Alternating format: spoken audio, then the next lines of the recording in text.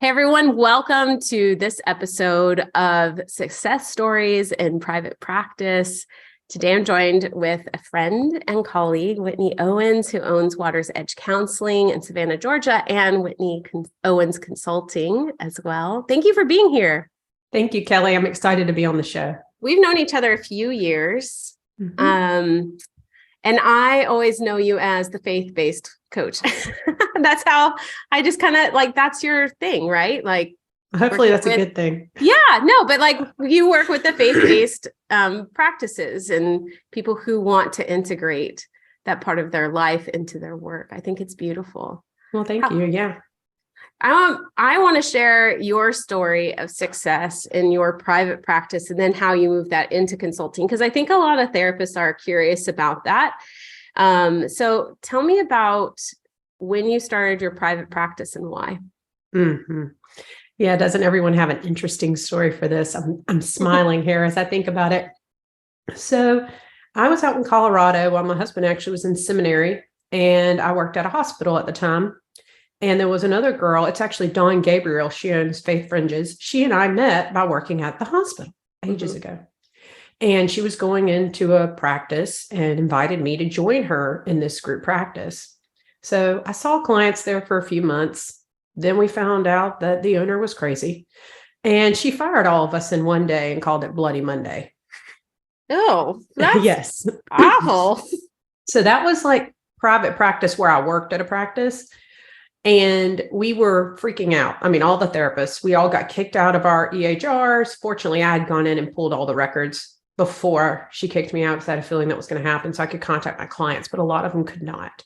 But we were like, we have got to set up shop fast if we want to be able to continue working. So within 1 week, 6 of us rented 2 offices. We split it all up and I started a private practice. Now, I never went into it thinking I want to start a private practice. I just wanted to do private practice. And then I kind of got forced into it within 1 week. Wow. Yeah. So did you see it as just like office sharing, or did you go with a group model? Yeah. And so back then, there really wasn't a lot of education on all this stuff. I mean, there weren't terminology like you just asked. We were all just like, okay, well, we'll all go get our own LLCs. And we will just share the office space so we don't have to pay so much in rent. We will mutually refer within one another, but we're all going to do our own business. And back then I wasn't licensed yet, but in Colorado, you can do a private practice without being fully licensed. Correct. Yeah. It wasn't like that in Georgia when I moved here. So so we kind of were more like a collective. As you'd say, we had one website that we were all on there, even though we all had our own businesses. And then how did it go from there? Yeah. So I did that for a few years, loved it, worked with a great group of women. And then my husband got a job here in Savannah, Georgia. So we moved here to Savannah, and then it felt like starting at ground zero again, right? Like I don't have my practice anymore. And, these days people do across state, that wasn't something happening back then. So when I got here, I applied for any and every job I could possibly get. And I didn't know anybody, so I couldn't get any jobs. And someone from graduate school saw that I'd moved to Savannah, and he was like, "Oh, I'm from Savannah. You should meet my friend, Jimbo." His name is Jimbo. He lives in Georgia. And so Jimbo and I had coffee. We had very similar views on counseling and faith integration. And he was like, "Why don't we just rent space and start seeing clients?" I was like, okay. So just kind of did it, and I remember going to the Junior Service League and getting my furniture at the thrift store and the old tables my mom had. And I got a desk from an old hotel that was getting rid of furniture and, started seeing clients. That was in 2014, January. So it's going to be 8 years next month. I love that. Did you always know you wanted faith to be part of your practice? Yes. I grew up faith, Christian setting. And just when I thought about being a counselor, I just didn't feel like I could do it without my faith influencing the way I do it. Now, that doesn't mean that becomes a part of every session or I only work with faith-based clients, but it means something to me. So I think about faith when I'm working with clients. Yeah, I come from the seminary world. That's where my training was for my MFT. And there's lots of different beliefs on that integration. What's your approach to integrating faith in the work? Yes. This is a great question. And this is some of the reason why I became a consultant. 'Cause I felt like people weren't doing it very well. Yeah. And so it needs to be client led, not therapist led. And I remember being in graduate school, because when I started graduate school, I'll just be honest, I was arrogant. I thought I knew everything and all the stuff. So we're sitting in class and I was going into school thinking, I'm going to save everyone for Jesus and therapy, blah, blah, blah. And this guy says, Jesus never pushed himself on anybody. It was an invitation, and then he walked away, And if you want to follow him, you can follow him. You don't have to. But he was a gentleman about it. And I was like, I'm going about this all wrong. Like, why do I force my faith on people? This is ridiculous. That is not how you love and care for people. And so that kind of changed the way that I think of it. So yeah, my integration, in the first session, we talk about if faith is a part of their life or spirituality, just like I do, medical problems, family, all the things we do in an intake. And then if they say that faith is a part of their life, I get a little bit more deep. Like, what does that mean for you? Is that something you want to talk about in therapy? Blah, blah, blah. And just kind of let them direct that conversation. Yeah. I think when you talk about faith, let's just clarify, because some people are like, is that only Christian? Yeah. Is that all faiths? What does that look like in a diverse world? Yes. I think faith can mean lots of things. It can mean lots of different denominations, faith backgrounds. It could be Buddhist, Muslim, Jewish, all the things. And I actually think we can do faith integration with clients, even if it's not our own faith, right? Like if I have a Muslim client in my office, I adhere to a Christian background, so it's different than a Muslim background, but we can use faith to edify our clients, even if they're not the same faith as us. Right? We learn about their faith. We ask them about their faith. We ask them, what resources do you use? How does this help you in your depression, your anxiety, those types of things? Now, for me as a consultant, I specifically focus on Christian faith. And just over time, I've realized that I'm not the best at doing the other work. And I need to just figure out what am I really good at and what am I not. So as a consultant, that is what I focus on. When I say faith-based, I mean more like Christian consulting. I don't like to use the word Christian because it has so many negative connotations to it. But I do think in clinical sense, we should be able to work with all different types of faiths, and we should challenge ourselves to learn about it and respect every single one of them. Yeah. And if you can't refer out, don't take something that you're not comfortable with or able to sit with or support, please refer out. Please do not work through your own biases with your client's pain. Don't do that. Refer out until you get support and consultation to be able to do that, to work with them. What do you think? I mean, when you did your private practice, did you focus it on being a Christian counseling or a faith-based practice in your marketing, or was it just once they came to you, you do the intake and then it would come up? Yes, great question. It's actually been the same the whole time. Now I have a group practice. Right. So I'm not overt about my faith on my website or in my marketing strategy because I don't want to see only Christian clients. In fact, I find that boring. Like I want to see a variety of clients. I also don't want to turn people away by faith-based language on my website. So I have to be really careful about that. We have some undertones that make it sound spiritual in a way, Christian in a way. We're called Water's Edge Counseling, which is on the water. And when I think of water, I think of baptism, renewal, that kind of feeling, which is some Christian tone. Our logo is the scallop shell, which comes from the Camino de Santiago, which is a beautiful story about his body washing up, and the scallop shells are on St. James. And so that's where that comes from. So it's got a religious connotation, but if you don't know that story, you're just going to see a shell and think Water's Edge Counseling. Oh, the water, Savannah, and not really think twice about it. So we'll have people call the office and say, oh, you're a Christian practice, but nothing on our website except one page that says Christian counseling. And I'm talking about, we've got lots of pages. So it's not, out there. Christians will get it. They'll see the symbols, but then people who are not faith-based will also feel welcome to come because they don't feel like faith is in their face. And how did you decide to move into group? Yeah. Well, I feel like a lot of the things I'm sharing with you, they just kind of happen sometimes. They do. Right? Yeah. So I started my solo practice in 2014, had my second baby in 2016. So that kind of dropped my caseload a little. And then by 2017, it was like right back up there. And I had a wait list, and I was just like, gosh, I can't keep doing this. Like, this is exhausting, answering the phone all the time. I can't serve these people. I could have greater impact if I trained somebody to serve these people. Right. Mm-hmm. And I thought about myself, like, I really wanted to do private practice for years and needed someone to take a chance on me and hire me. And then that they did, and then they fired me. But at least I got to do private practice. So I can give other people this opportunity to do private practice, and they don't have to do these agency jobs that they don't want to do. Mm-hmm. So it was kind of twofold in that. And then I just, through a lot of prayer and a lot of, honestly, just looking for signs, like, maybe this will work out. Maybe this will work out. And then everything kept working out. I was like, all right, I guess I'm doing this. So anyway, 2018, I hired my first person. And then I hired another a few months later. So I actually hired 3 people in the first year. Mm. Yeah. How has faith played into your role as a leader of the group practice? Mm-hmm. Yeah.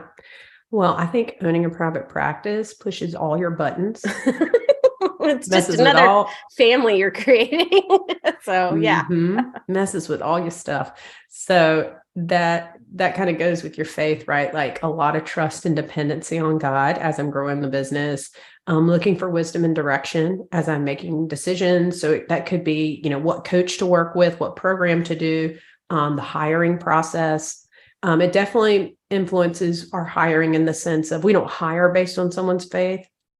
But we do hire asking them, if a Christian client came in and said, I want a Christian perspective, can you work with them ethically, appropriately, if they're asking for that, just because we get so many referrals for that being in Savannah.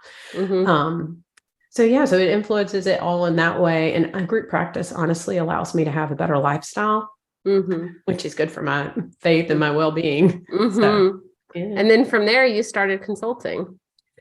Yes. So that's always an interesting story. I did not want to be a consultant. I thought there were too many consultants out there doing all these things. I was like, I don't want to put my face out there. And like, this is, and I kept running away from it for a while. And then I was on a business retreat. I was walking on this hike and looking at the water and just the awe of it. It's just so big and vast and beautiful. And I had this like inner, not a real voice, an inner voice, that I felt it. It was like, Whitney, you are so focused on all the things you don't need to be focused on. You need to be focused on the main thing, which is helping faith-based practice owners.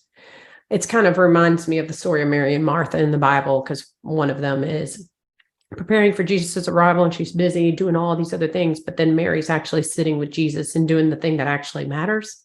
So I think a lot of times, if you're religious or not, we all get wrapped up into busyness and into all the things that don't really matter. And so we need to take a step back and be like, oh, this is what matters. So like I can keep running my practice and do good work with my clients, but if I can do consulting and then empower all these other practice owners, they can do better. They can retain their employees better. They can serve more clients. They know, because a lot of people don't know how to market. I know y'all are like experts on that, like always teaching about marketing. I got to teach faith-based practice owners how to market so that they can be known in their community. And so that's kind of how that came about. Yeah, I think it's an important thing for faith-based practices to distinguish, if how you integrate faith in the work needs to show up in your marketing. Because if you aren't honest about that from the get-go, you're going to end up in a lot of quandaries with clients and poor fits that really you could have referred out.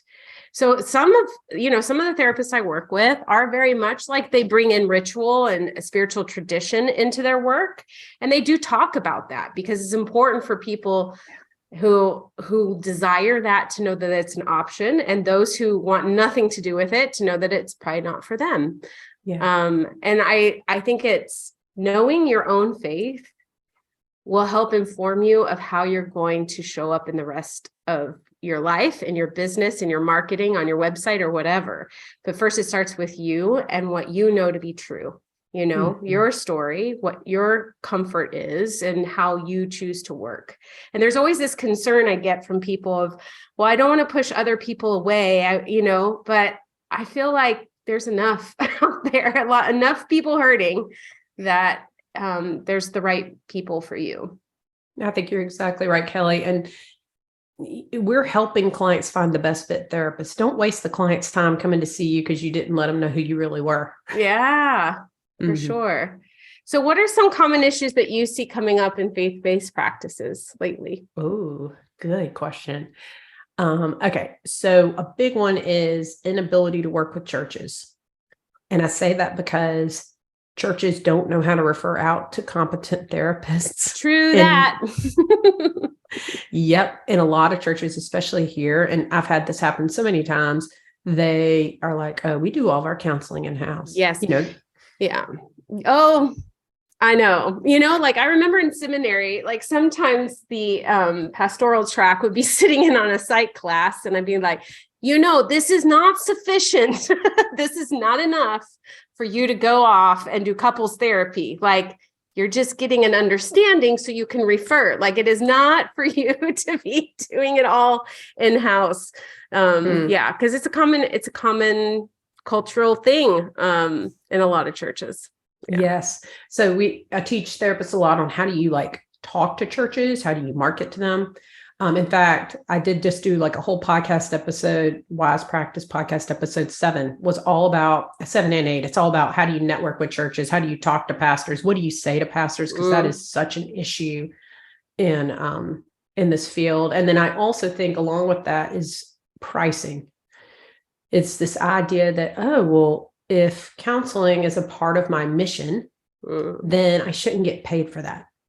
Or I shouldn't get paid what I need. And all therapists struggle with that. But I think specifically faith-based practice owners, even more so, it's like churches and Christians expect them to lower their rates because that's the right thing, the kind thing to do. And it's just not okay, because then you're never going to be able to sustain. You're going to hurt your clients in the long run because you're stressed about money. And we could go into a whole conversation on that, but that's another big one that I see. Yeah. And then, this, and this is just so awful that it even has to be talked about, but there's just so much judgment around different communities, and Christians think that your sexuality should be a certain way. You should be in these types of relationships. And that's just not true. And then unfortunately that gets pushed onto clients and it's heartbreaking. And so I do think that's another issue within faith-based practices that has to be addressed and changed. How do you talk about that as a consultant? When you come up against that? Yeah. So this has been a challenge. I'll just be honest. Personally, as I've grown, I've taken time to read books, especially on LGBTQ issues and stuff like that. And so I get a lot of questions about, if a couple comes in and they're gay, how am I supposed to work with them? And I'm just like, really? Are we really still having this conversation? So I let them know how I affirm those relationships. Like you work with the couple, they're still a couple, just like, a heterosexual couple. So I let them know that I'm affirming, and sometimes people like that and sometimes people don't like that, but that's how I feel like it should be. And so I feel like more faith-based practices need to be considering that because it's so important. We already know that this community is marginalized and has high mental health problems. And then we're going to go judge them? Come on. Yeah, I think, again, if you're listening and you don't know what you would do with a couple that's different than the heteronormative that you see in the world, refer out, please. There's tons of clinicians who are qualified, who love that community, who not only affirm, but are specialized in that, working with that community, that would gladly see those clients. And if you can't, just be okay with that and refer out until you work through what is right and true for you. Yes. But we do not need clients experiencing harm or doing any labor in their sessions. They're paying you for your labor. You don't need them to be doing the labor of helping you heal and understand what love looks like or any of that. So refer out. refer out. That's all I have Definitely. to And also like use that as an opportunity yourself to do your own work. Like don't just refer out and go, okay, I'm good. Now I'm going to work with my ideal client. Like we need to like let this stuff sink in and be thinking about, why do I have these biases? What's this coming from? What, if you're a Christian counselor, what does the Bible actually say about this? And talking to other faith-based counselors about it. Yeah. Yeah.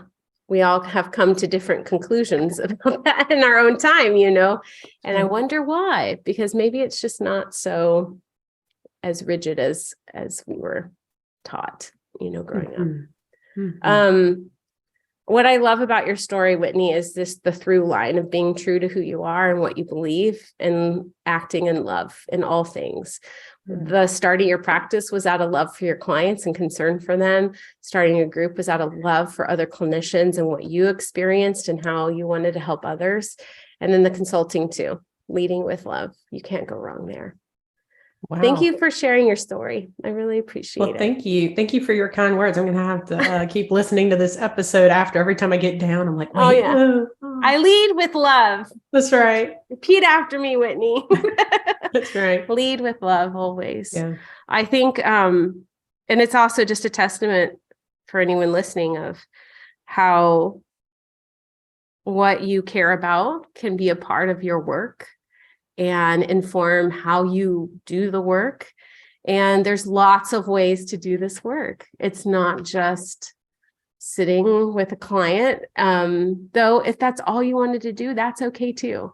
But there's lots of variety and options out there. And I feel so fortunate to have heard your story and to be able to collab with you and work with you in the consulting world. And it gives me hope for faith-based practices to have coaches and consultants like you who are really passionate about that and want to help it get better so that we reduce the harm and we improve access for people and that everyone is affirmed when they go see a therapist. Yeah, exactly. Well, thank you, Kelly. So where can people learn more about you? Yes, I do have a website, whitneyowens.com. So it's easy to remember. Snazzy. Yeah. Okay. Yeah. Cool. All right. And you have a podcast, you do consulting, and you have an upcoming summit. I don't know when this will come out, but you've always got something going on. So check out Whitney's website. If you are a faith-based practice and wanting to learn more about how to live that out in your work. I think. Yeah. And if you do go to the website, there's a banner at top for a freebie for your audience. It's just 4 tips to networking with churches, if that's something they're interested in. And then I also am on Instagram, which is so fun, right? Like all the reels and stuff. So you can follow me at Whitney Owens Consulting there. Awesome. All right. So if you've been listening, let us know what you think about this episode. If you know of a faith-based practice, share it with them. More knowledge, the more we can tap into our wisdom and help heal the world together. We'll see you all next time. Thanks for being here.